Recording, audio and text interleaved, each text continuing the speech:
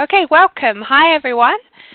Welcome to the 9th module of the 10-part training from the UN Trust Fund on project management that is intended to help you, organizations funded by the UN Trust Fund, understand our requirements and what's required of you in accordance to the Project Cooperation Agreement. So that we're nearly at the end of the 10 modules. Today's on using knowledge and learning in improving your project management and how we can help each other learn about best practices in ending violence against women. We currently have over 80 organizations funded by the UN Trust Fund. So we have quite a large network, and we really want to try and do more this year, with you being the first group, to network amongst each other and learn from each other and do some knowledge exchange. We're also very committed to sharing any quality knowledge products that you may produce during your project via our website or on our Twitter or on our social media to promote your organization, to make you visible.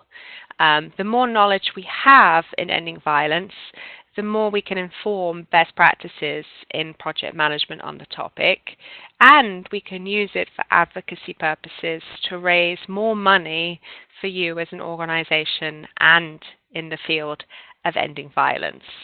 So this topic will go into some areas where we can find resources on knowledge in ending violence against women, but also some tips in terms of what you could do to generate knowledge. And I know that many of you already are, and we have some very experienced organizations as part of our network who have been innovative in developing unique project methodologies in ending violence. So I encourage you to share your tips at the end. So I will go into the presentation.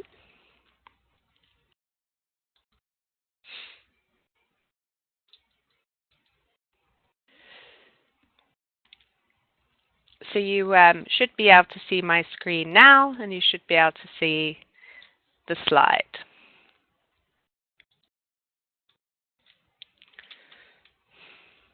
So this session, its objectives are to describe your obligations as an organization funded by the UN Trust Fund in terms of using current knowledge and evidence in the field of ending violence, specifically to inform your project.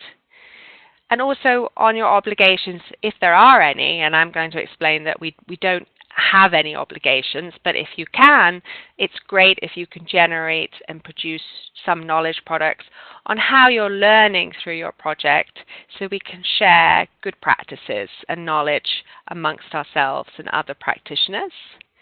And I will also share some tips and guidance on how to access some information and knowledge on practices in the field of ending violence. We're not the absolute experts on this subject, so we try to be, but there's always going to be areas that we have less information, especially in different languages. So today I will show you some resources that are predominantly in English, sadly, and also you can get some French and Spanish, but what I would encourage you to do afterwards is to send me any resources that might be in other languages, such as networks in Russian or networks in Chinese or Arabic.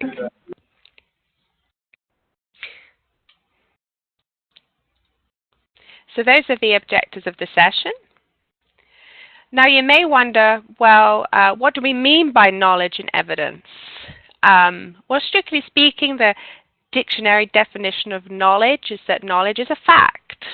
It is an information or a skill that you have acquired as a person through experience or education in a theory or practical understanding of a subject. So we know, for example, in the field of ending violence against women, we may know certain facts in terms of the statistics on prevalence of violence in your country through a survey. That's a fact. And in the context of ending violence, we really want to find out knowledge about what works or might not work in the pursuit of ending violence. And that's very important knowledge for us to inform our projects. And obviously it's not that simple, because the field of ending violence is often about human behavior. So it's sometimes harder to get that knowledge and evidence. Talking of evidence, well, what do we mean? Well, when we have a lot of facts or information, it can support a proposition and show whether it's valid or true. So again, in the field of ending violence, there have been many different research studies, evaluations, and reviews done on what works in ending violence. And this could be called evidence that we would love you and us to test further. And some of you may already be implementing approaches in ending violence that you have found documented elsewhere. And you're building more evidence, which is fantastic, to see whether this approach will work in your country, in your context. So we really do value learning about how different organizations are implementing different project methodologies and strategies, because in that way we can build the evidence base. And the more of us adapting and testing methodologies, the more we have confidence to apply this again. So I'm going to show you some examples through this presentation of approaches which have been tested, but also you may have completely new ideas, and that's just as valuable to learn, well, what is important knowledge in this field and what can we do again. And talking about types of knowledge, well, there's a whole range. If we're talking about an actual product that you actually you can hold in your hand, you might have an evaluation in your hand from another project that you're learning from. You might find a project report or a case study online, and these are all products. But beneath that knowledge product, there's the build-up of evidence, as I said. So when generating and using knowledge products, it's important to think about what is the evidence base of this knowledge product that you're either producing or using. What evidence is there that this knowledge can be applied again for results in ending violence? In the field of social science, which is really where ending violence sits between the kind of health and social sector, in this area, the quality of evidence is often talked about on a hierarchy. And on this slide, you can see that I've numbered these from 1 to 6. And typically, the evidence you can trust that you might be able to use again is something that might come out of a systematic review. So you might be reading published research literature in major peer-reviewed journals like The Lancet and so forth, and this is usually quite trustworthy evidence that has been built up through several projects and scientific methods. And beneath that, other evidence which can be quite is considered to be quite reliable is other kinds of research. And this research, and some of you I know are considering this or have been involved in this, some of this research about what works in ending violence is based on an evaluation method called a randomized control trial. And in this method, the project implementers will randomly select or assign people, your communities, into 2 groups. One community that might receive your project intervention, and one community that does not receive the intervention, to compare the impact of your project on those different groups. And this can be very powerful evidence if significant change and positive results are found in the community you're working in, and there are less changes in the other. Having said that, we don't recommend this for all projects. Some of you are very experienced or partnering with research institutions. It's not something that you have to do, and we actually will recommend you don't do something like a randomized control trial or an experimental study unless you have the experience, the resources. Other kinds of evidence are just as important. So these numbers, although it's in a hierarchy, everything is still useful.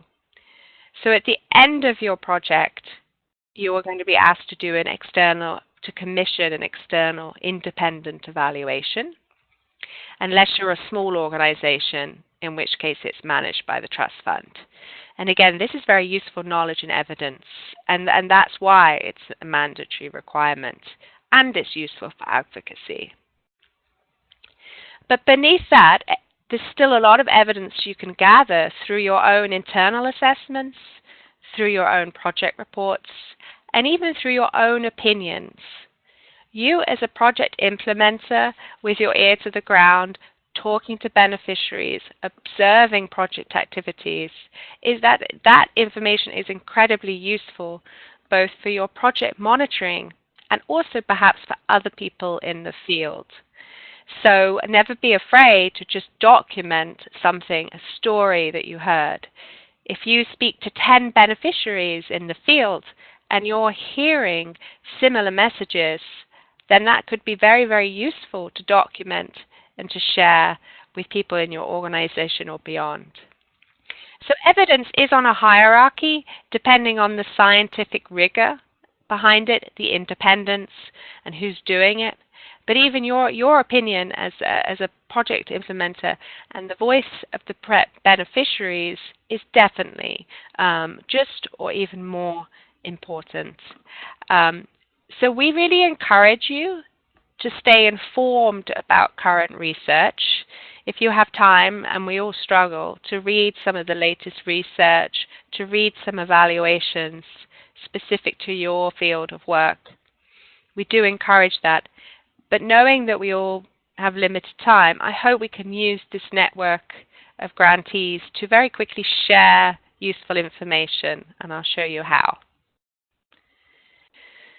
So after describing the types of knowledge and evidence, what do we actually require from you as an organization funded by the Trust Fund?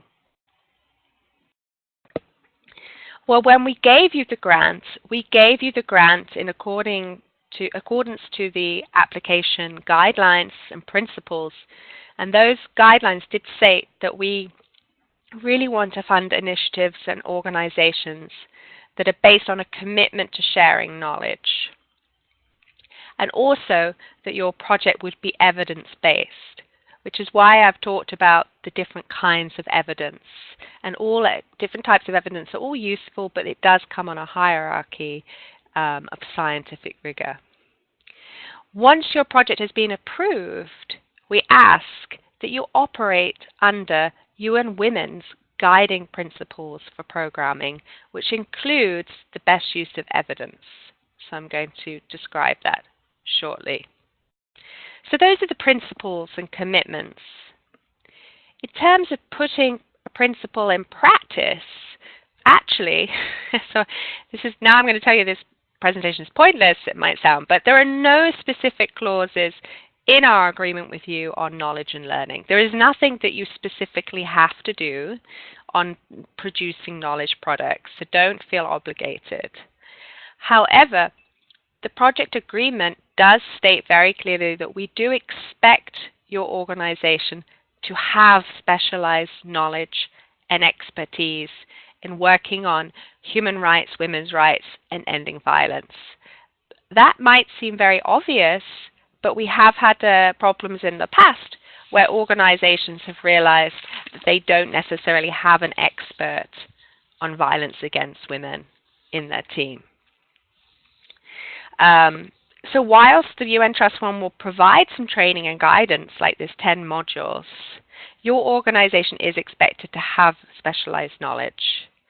But we awarded you on the grant on the evidence that your organization could design and implement an effective program on ending violence. And we personally can't give you the day-to-day technical assistance and specialist expertise.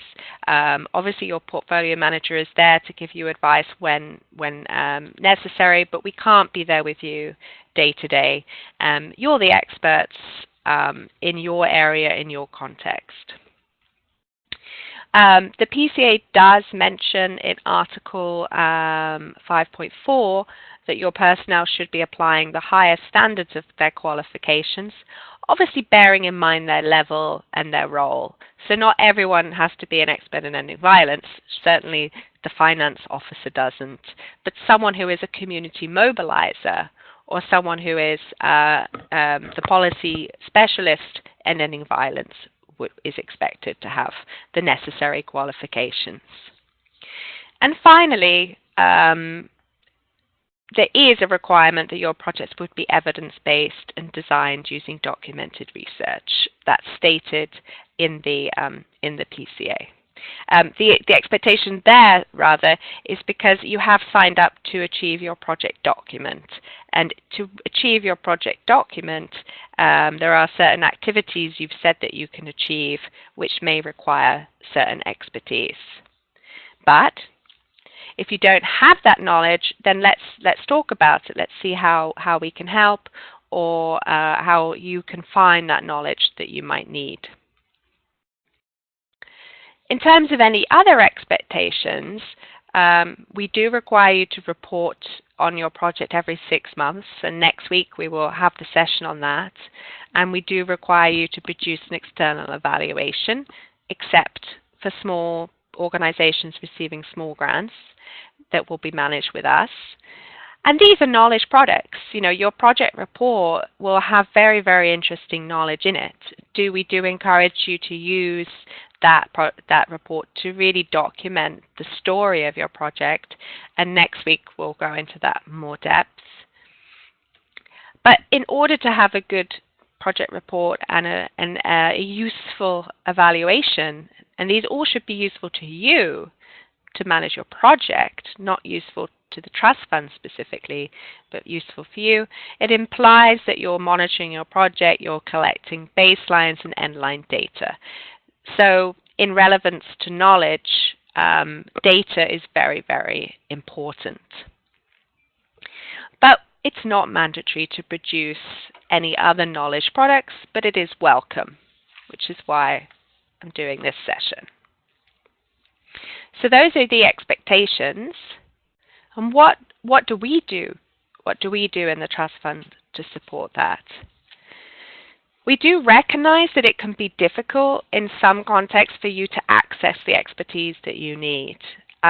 We do therefore encourage you to tell us if you're concerned about any significant knowledge gaps, or if you would like us to help you find resources. And we can use our network to ask questions and help you as far as we can. We do provide this project management training. I know that it's more on the project management and the requirements than ending violence, but we hope that that will fill some gaps. And you will notice that in your grant award letter and your budget, you have a budget called Capacity Development and Knowledge Exchange Budget. That's abbreviated as CD. And there's 10,000 in your budget, which is managed by us. This budget will be used to pay for the online training, but also we aim to have at least one knowledge exchange event during your project, which we will invite at least 1 or 2 of your staff members to attend a workshop on knowledge exchange or on further capacity development. So each year we plan those. It could be at any time in the 3 years.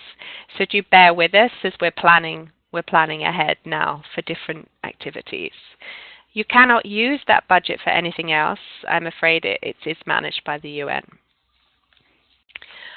And lastly, in terms of what we do support for grantees on learning, we have a new, relatively new funding window that was launched in 2016.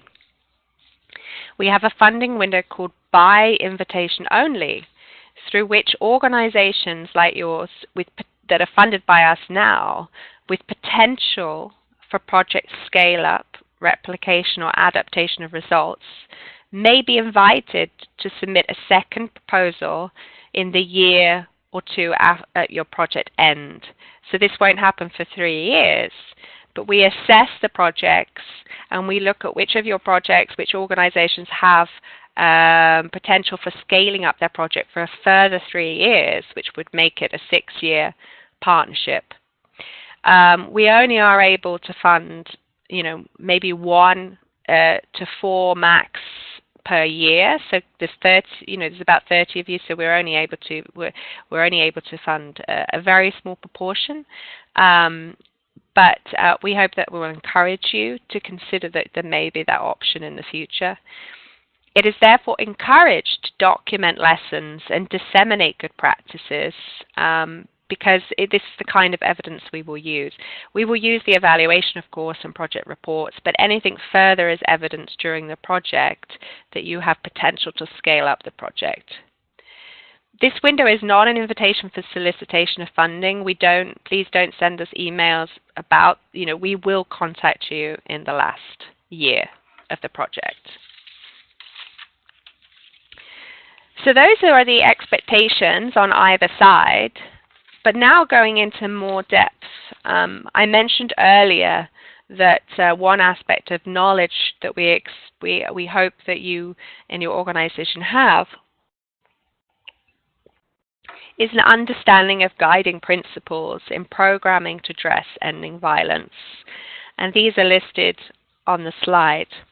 And all of these are probably very obvious to you, and you do this all the time, so I'm not going to go into depth, but obviously we expect that your project is adopting a human rights-based approach, and there's many guidelines online about how to do that. You will operate under ethical and safety guidelines, for which we've had a whole module on that. That very obviously your project would be gender responsive and make sure to meet the needs of both of women primarily. That your project will employ culturally appropriate measures. This is important, especially if you're adapting a methodology from a different country. You can't just blanket adopt a project methodology from a different community or region necessarily. You, as an organizer, your project should address specific forms of violence and really understand those forms of violence. That's why we may have asked you questions during your planning of your results framework. It's important to be very specific about, are you targeting domestic violence, IPV, or is it sexual violence in public or in schools? The more specific you can get, the more specific you can be in terms of the methodology and the approach to address that issue. If you're too broad, you might find it very difficult to find project approaches and methodologies that work. Projects should be expected to be inclusive. For example, are you making sure that you can target women and girls with disabilities and those who are vulnerable and with special needs? We would expect you to operate within the ecological model. Now, what is this if you don't understand it? Well, I've left a link at the bottom of the page, but the ecological model is very prominent model in the field of ending violence, which states that you must work or at least identify whether the cause of ending violence is at the individual level, the family level, the community level, or the more institutional societal level. If you would like further information on that, let me know, or there's a link. And of course, we expect you to work closely with beneficiaries in partnership, be very survivor-focused and centered. And lastly, which is the focus of this presentation, that you would draw on existing evidence. Each of these principles are at the link below, and there's a whole module on each of these if you need more information. However, for most of you, I'm sure that this is very much day-to-day work for you. I'm going to very much focus now on the last one, drawing on existing evidence. But at the end of this training, you will be asked, well, the whole 10 modules, if you would welcome further training on any of these principles, we could possibly arrange for that training.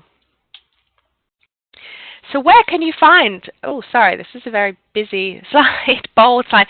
So where can you find all this information that I'm talking about, knowledge and practices? We encourage you to use high-quality research and evidence, and there are quite a lot of forums and websites out there. Certainly, the United Nations strives to provide a lot of resources on best practices in ending violence. And the primary resource for us in the UN Women and the Trust Fund is what's called the Virtual Knowledge Center to End Violence Against Women and Girls. And I'm going to show you that in a minute because it's very easy to search. There's a great search function for you to access resources. It's available in English, French, and Spanish, and often many other languages are available. And it's designed to serve the needs of policymakers, program implementers, and practitioners. In the Virtual Knowledge Hub, there's lots of tools, case studies, policy papers, evaluations, research. It strives to be a hub for all types of resources. You might have some of your publications there. For the UN Trust Fund, we're starting to build what's called our Learning Hub of evaluations. So we already have 40 project evaluations online, and we're building those up. We hope that we'll be able to publish your evaluation at the end of your project, and you can search by country, language, theme. And then there's other useful websites that I've put here and more in the handbook. Obviously UNFPA, World Health Organization, UNICEF, they all do excellent resources. So if you're focused on working with children, you would obviously go to the United Nations Children Fund. If your project is associated with sexual health and reproductive health, then perhaps go to the Population Fund and so forth. So I'm now going to actually give you a demonstration of the Knowledge Hub. So the Virtual Knowledge Center to End Violence Against Women, and I've included the link. It's available in English, French, and Spanish, and has many other resources. It's an excellent resource because it has guidance on programming. So as I mentioned, we're not able to go into depth about programming principles. But if, for example, you're working with men and boys, there's a whole section on working with men and boys, and the whole section on working in the justice, sexual education sector. And you can see when there's new products. This has been updated December the 18th, 2018. And then moving down, you'll see there's a search function called tools. So I just put schools. You might be working in schools. You can put that in, click search, and it will come up with this 79 results, and it has a whole bunch of resources. Of course, I can't tell you whether these are high quality or not. And that's where you might want to come and talk to us or talk to your colleagues. But at least it's a starting point. And the UN Women does only aim to publish things that look, evidence-based.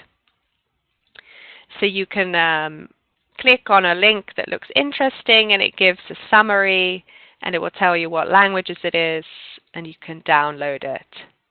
So I find this tool very useful. So if you're working in a certain country, you can just, and then there's you can see all the different languages. So, if you're looking for languages, things in Albanian, let's see. Now it's probably going to fail. But it does have things in different languages.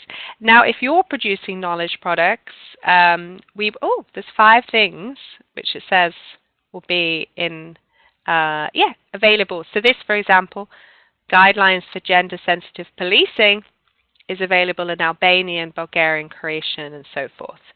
So I can't guarantee that you'll find what you're looking for there, but it's certainly a good place to start.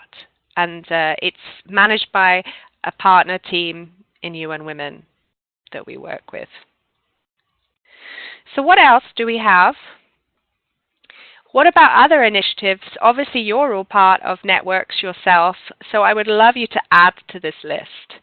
The ones that I know of that I refer to quite often if I need information are the Sexual Violence Research Initiative, which is based in South Africa.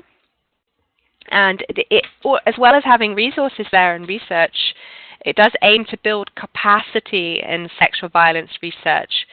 What's great about SVRI is that it has a help desk, so you can actually email them and ask them questions about available evidence.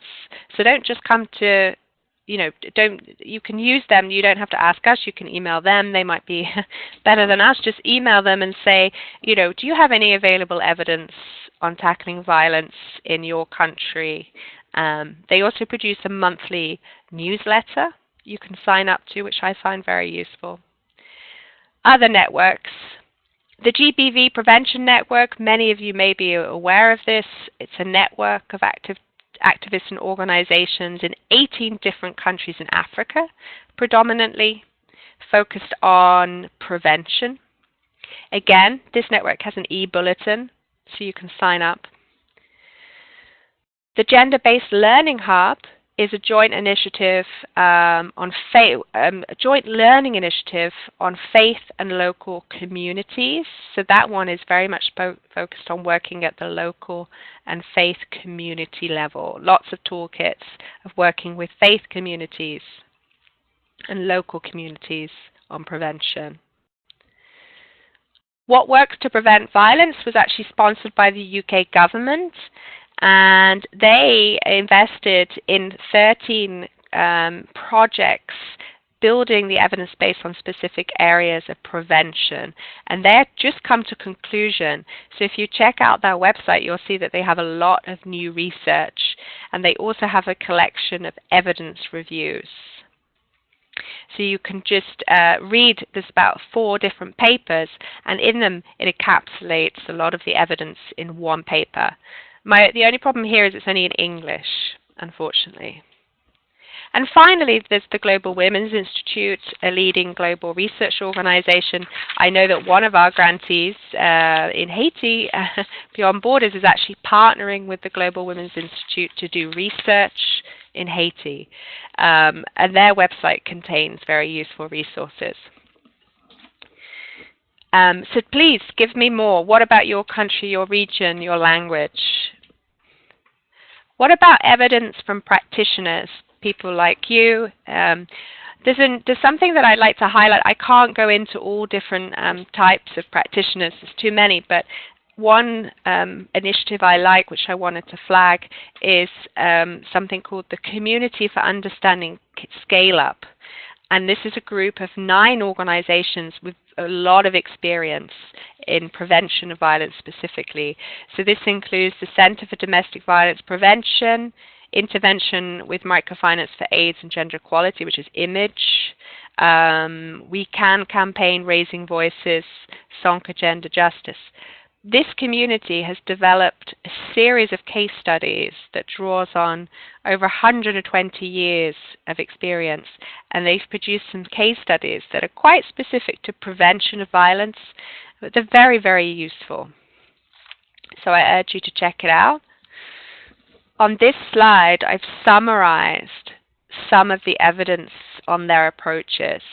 So, for example, Raising Voices, the third one, and we're actually funding them again under this invitation-only window. The Trust Fund has funded them twice because there is evidence of their approach being suitable for adaptation and scale-up and successful in other contexts. They have a very useful community mobilization approach to prevent violence and prevent HIV. And they have so many different toolkits.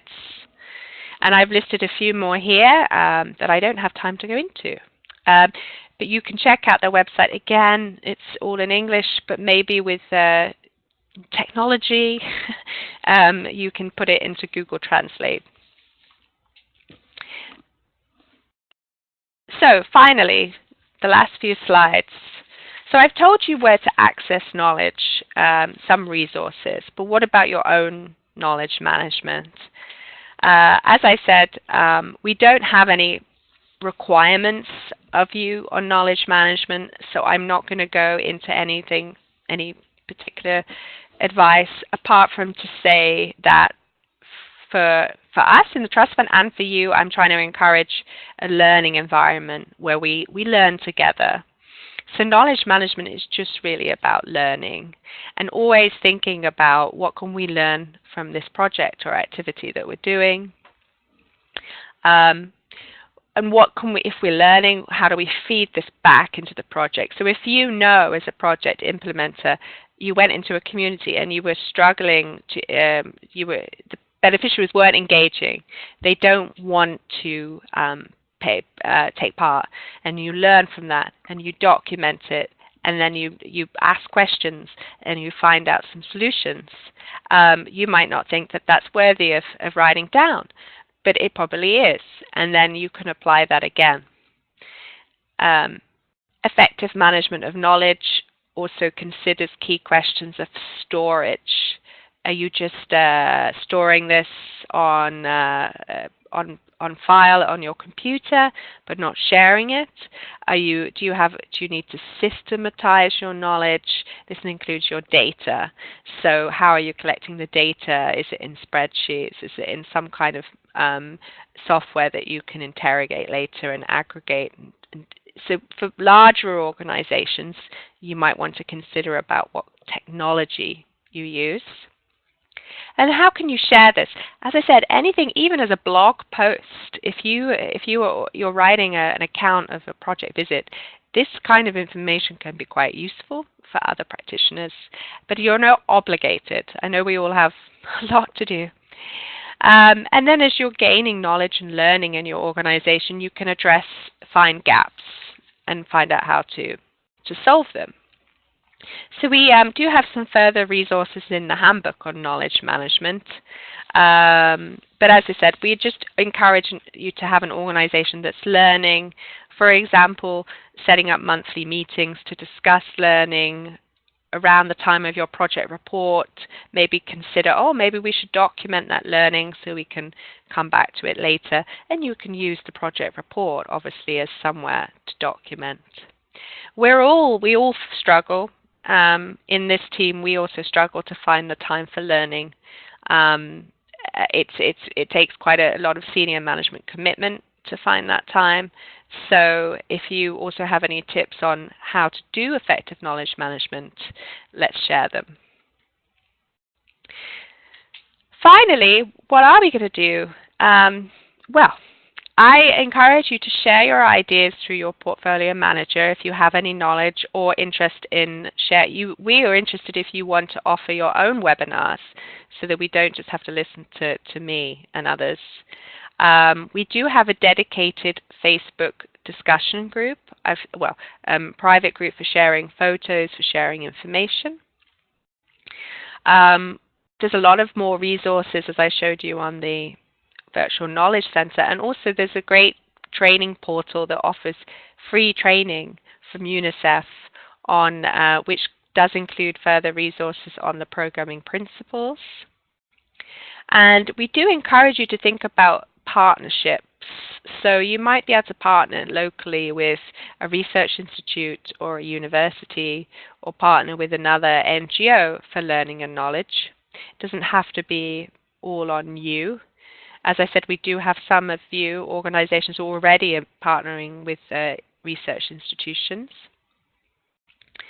So let's open a discussion on this. If you want to find out which UN Trust Fund grantees are in your country, or which UN Trust Fund grantees of our big network are working in similar topics, you can either ask your portfolio manager, or you can use the search function on our grants management system.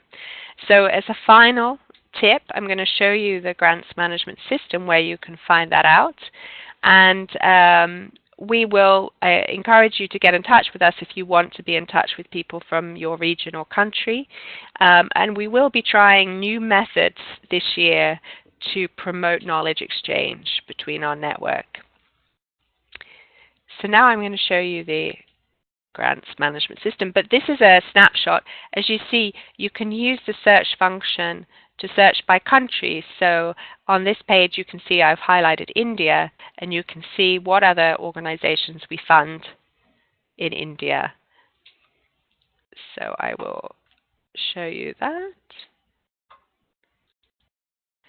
So on our page you can go to the grants management system,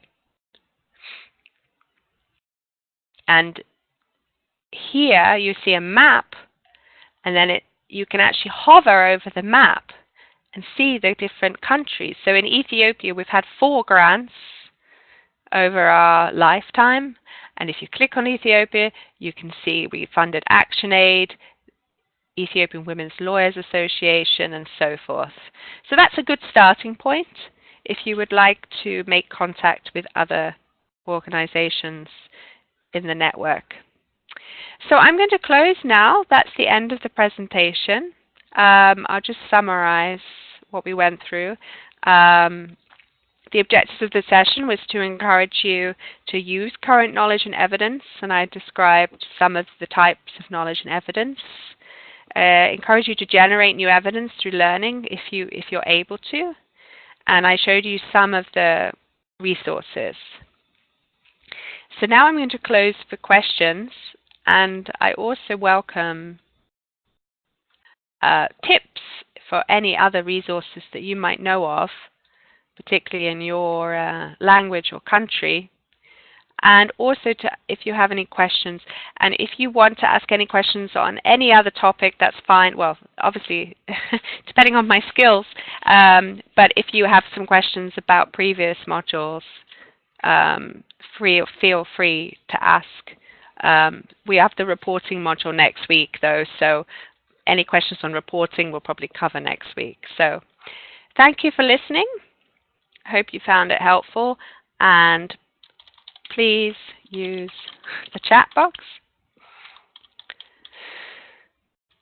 to ask any questions. And I'll also invite any of the portfolio managers who might be online. If they feel like adding anything, feel free.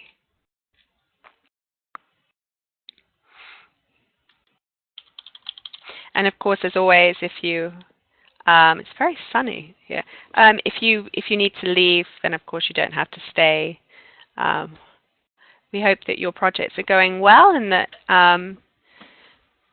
everything is going well in your organization, that you had managed to get some holiday over the New Year period. So yeah, I'm here for any questions. Otherwise, we'll close the session. As I mentioned, if you have any questions on anything else, I know that many of you are still working on your results frameworks, data collection tools. Next week in the reporting session, we will cover baselines, how to enter your baseline data as and when you have it.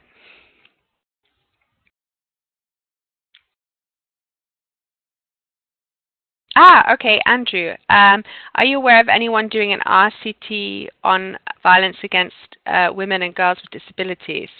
Well, I know that Beyond Borders, I'm sure what organization you're from, Andrew, but Beyond Borders in Haiti is doing research on adaptation of the SASA methodology in Haiti to see if it will has any impact specifically on women and girls with disabilities, but I don't think it's a randomized control trial, no. So right now I don't know. That's a good question.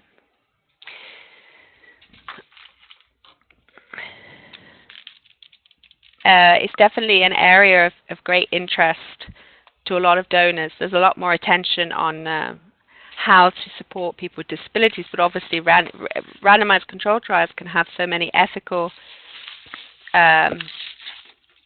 concerns that it's quite difficult to get these planned and funded.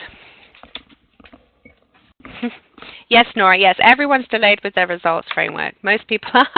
I mean, we set deadlines just because it's, sometimes it's clear to have a deadline, but often we know that these deadlines shift according to what's happening. So I shall ask around, Andrew, on RCT.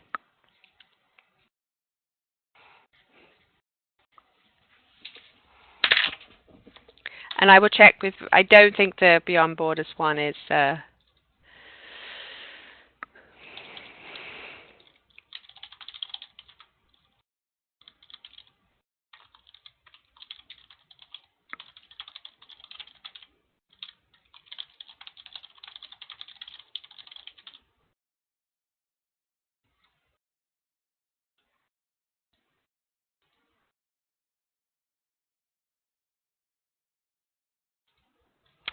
any other questions?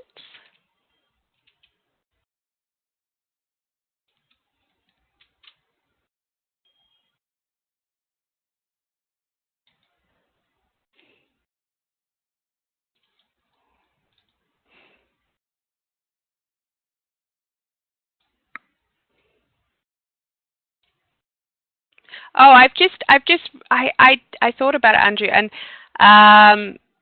I know that Women for Women International in Afghanistan have been doing some research on prevention of IPV, and they had a randomized control trial.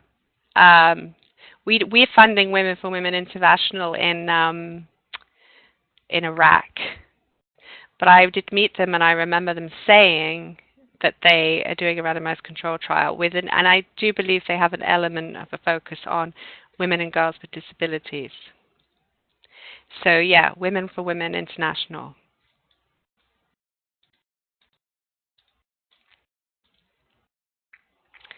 Any other questions? And yeah, I welcome feedback on any further training that you might want. Like if we could do a deeper session on any of these topics. We will actually send you a survey after the whole 10 is over. Okay, so thank you, Association NACAL. You said, thank you for session, question relation, knowledge production, research and survey in Arabic. Is what is pertinent included in the Torah in English translation? You don't have to translate any. We don't want you having to spend money on translation unless it's a key product. So you don't have to translate any of your data collection tools into English. If they're in Arabic, you can leave it. And in terms of if it ends up being useful for knowledge products, then you can tell us, oh, we think this is going to be something useful to share, and we can access people in the UN who speak Arabic to read it for us. I mean, with the UN, we should be able to find someone. So I don't speak personally Arabic, but if you want to let me know that this is a good product and you think it's worth sharing, and that it's in Arabic, I can find someone to read it, and then we can definitely see about sharing it. If you're asking about the survey in terms of, because we ask you for data collection methods so we can check them, the sensitive ones, there's no need to translate it. Of course, if you can afford translation and you feel it's worthwhile, then it's always used for advocacy. Unfortunately, a lot of the big donors do speak English, so if you can afford, but not until it's been tested, not until you're sure it's a quality product, would you want to spend the money.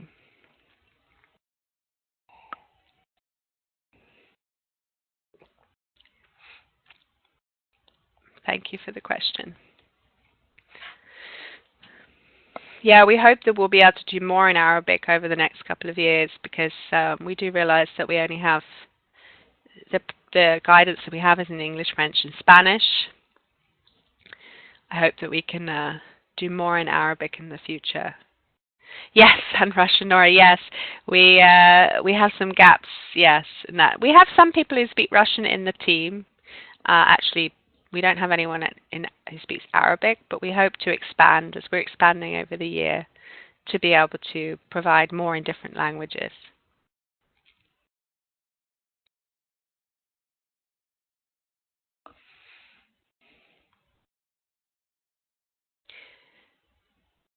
Great. Well, doesn't seem like there's any further questions, so I will close the session shortly.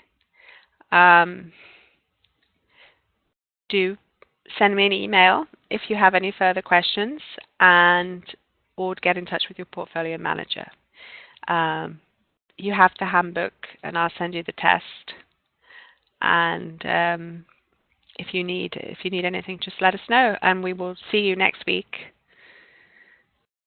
for the reporting session. So thank you, everyone.